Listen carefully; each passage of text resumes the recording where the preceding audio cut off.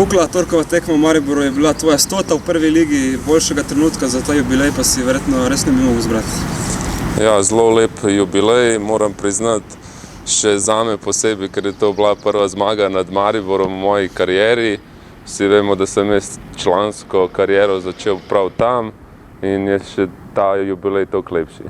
Jutri nas čaka nov obračun, v Domžalah bo nasprotnik moštvo Celja.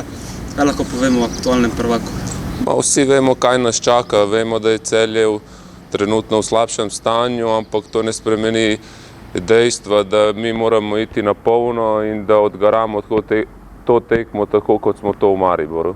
Kaj meniš, se lahko predstava iz Ljudskega vrta, še posebej tista iz prvega polčasa ponovi? Igrali bomo prvič po 10. marcu pa doma.